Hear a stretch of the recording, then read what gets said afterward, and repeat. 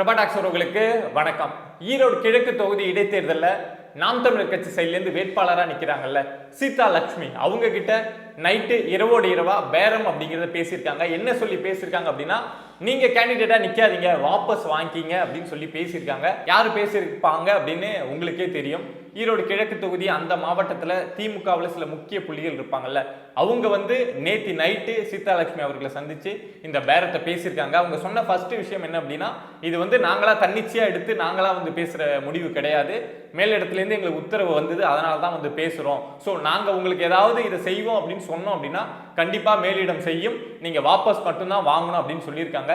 என்னென்ன விஷயத்தெல்லாம் ஆஃபர் பண்ணியிருக்காங்க அப்படின்னா, கிட்டத்தட்ட 10 கோடிக்கு மேலே சொல்றாங்க. 10 கோடிக்கு மேலே நாங்கள் இப்போ உங்களுக்கு நீங்க வேட்புமனு வாபஸ் வாங்கினீங்க அப்படின்னா பணமா தரோம். இதை தாண்டி 2026ல் டிஎம்கே சைட்லேருந்து நீங்க எம்எல்ஏ கேண்டிடேட்டா நிக்கலாம், மினிஸ்ட்ரியில கூட இடம் தரோம் அப்படின்னு பேரம் பேசியிருக்காங்க. அவங்க பேசுனதெல்லாம் கேட்டுட்டு இருந்த சீதா லட்சுமி அந்த வேட்பாளர் அவங்க எல்லாத்தையும் கேட்டுட்டு இருந்துட்டு வந்தவங்களுக்கு டீ எல்லாம் போட்டு கொடுத்துட்டு கடைசியா எல்லாரும் போயிட்டு வாங்க நாம் தமிழர் அப்படின்னு சொல்லிட்டு அவங்களுடைய முழக்கத்தை வேகமா சொல்லிட்டு எல்லாரையும் திருப்பி அனுப்பிச்சிருக்காங்க.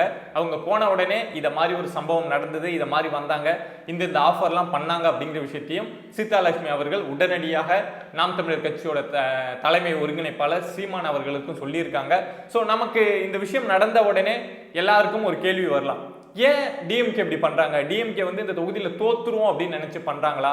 என்ன காரணத்துக்காக இந்த மாதிரி விஷயங்கள் பண்றாங்க அப்படிங்கிறது எல்லாருக்குமே ஒரு கேள்வியா இருக்கும்.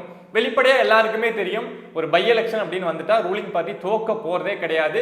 இங்கேயும் திமுக தோக்க போறாங்களா அப்படின்னா கிடையாது. போன 2023 பை எலெக்ஷன்ல ஒரு 66,000 ஓட்டுல ஜெயிச்சாங்க அப்படின்னா இந்த டைம் மினிமம் ஒரு 90,000 ஓட்டு வித்தியாசத்திலேயாவது அவங்க ஜெயிப்பாங்க. அவங்க ஜெயிப்பாங்க அப்படின்னா உங்களுக்கு உறுதியா தெரியும், கையில அதிகாரம் இருக்கு, ரூலிங் கவர்மெண்டா இருக்காங்க அப்படிங்கிறப்போ, அதுவும் பை எலெக்ஷன் அப்படிங்கிறப்போ ஈஸியா ஜெயிச்சிடுவாங்க அப்படின்னு டிஎம்கேவுக்கே தெரியும். அப்புறம் என்னத்துக்கு இந்த பேரம் பேசியிருக்காங்க அப்படிங்கிறது தான் இங்க இருக்கக்கூடிய ஒரு பெரிய கேள்வி. இந்த பேரம் அப்படிங்கிறது வெற்றி தோல்விக்கான பேரம் கிடையாது, அதை தாண்டி பின்னாடி ஒரு பெரிய அரசியல் இருக்கும்ல, அதுக்கான பேரம் தான் இது. நீங்க எடுத்துக்கோங்க. இப்போ இந்த சீதா லட்சுமி அவர்கள் இந்த வேட்புமனு தாக்கலை இவங்க பேசின அந்த ஆஃபர்லாம் கேட்டுக்கிட்டு வாபஸ் வாங்கிட்டாங்க அப்படின்னா அந்த விஷயம் நாம் தமிழருக்கு எந்த அளவுக்கு ஒரு பின்னடைவா போகும் அப்படின்னு ஒரு இமேஜின் பண்ணி பாருங்க. இந்த சீமான் அவர்கள் ஒரு வேட்பாளரை சூஸ் பண்ணி இவங்க தான் வேட்பாளர் அப்படின்னு இந்த தொகுதிக்கு நிறுத்துறாங்க. அவங்க ஒரு கட்சி சொல்றதை கேட்டுட்டு வேட்புமனு வாபஸ் வாங்கிட்டு போறாங்க அப்படின்னா கட்சிக்குள்ள ஒரு பெரிய சலசலப்பு அப்படிங்கிறது வரும். சீமான் அவர் நினைச்சவங்கள நிறுத்தினாரு, ஸோ அவங்க இதை மாதிரி இன்னொரு கட்சிக்கு விலை போயிட்டாங்க அப்படின்னு கட்சிக்குள்ள ஒரு பெரிய சலசலப்பு வரும். அதை தாண்டி மக்கள் மத்தியிலையும் சரி நாம் தமிழர் மேல ஒரு நம்பிக்கை இருக்கும்ல, அந்த நம்பிக்கை குறைய ஆரம்பிக்கும். ஏன்னா ஒரு வேட்பாளர் நிற்கிறாங்க அப்படின்னா அவங்க எந்த டைம் எந்த கட்சிக்கு மாறுவாங்க, யார் சொல்றதை கேட்டுட்டு யார் பக்கம் போவாங்க அப்படின்னு கட்சிக்குள்ள இருக்கிறவங்களுக்கும் ஒரு கன்ஃபியூஷன் வரும். இதை தாண்டி பார்க்கக்கூடிய மக்களுக்கும் நாம் தமிழர் மேல ஒரு அதிருப்தி அப்படிங்கிறது ஏற்படும். ஸோ அந்த இமேஜ் அப்படிங்கிறது கொஞ்சம் கொஞ்சமா உடைய ஆரம்பிக்கும். இதுக்கு முன்னாடி நிறைய தேர்தலில் சீமான் அவர்கள் இதை மாதிரி கேண்டிடேட் நிறுத்தியிருக்காங்க, அவங்கள்ட்ட பேரம் பேசப்பட்டிருக்கு. பட் அதெல்லாம் தாண்டி தான் இது வரைக்கும் இதை மாதிரி ஒரு வேட்பாளர் கூட நிறுத்தப்பட்டு நான் பின்வாங்கிக்கிறேன், நான் இந்த கட்சிக்கு பணம் வாங்கிட்டு இங்க போறேன் அப்படின்னு இது வரைக்கும் நடக்கல.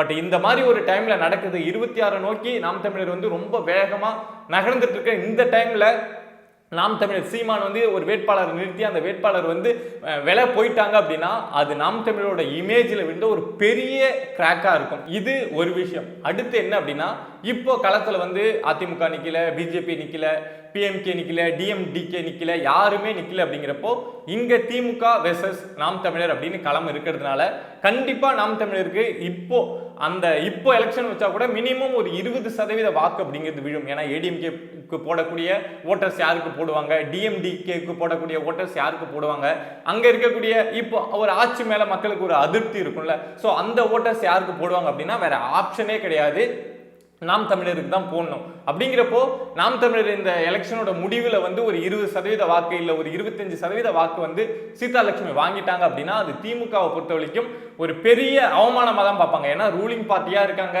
பெரிய பெரிய எதிர்கட்சிகள் யாருமே நிக்கல, நாம் தமிழர் ஒரு கட்சியே கிடையாது சும்மா அப்படின்னு சொல்லிட்டு இருக்கோம். ஸோ அவங்க ஒரு 20% வாக்கு வாங்கிட்டாங்க, 25% வாக்கு வாங்கிட்டாங்க அப்படின்னா அது திமுகவை பொறுத்த வரைக்கும் ஒரு பின்னடைவா போகும்.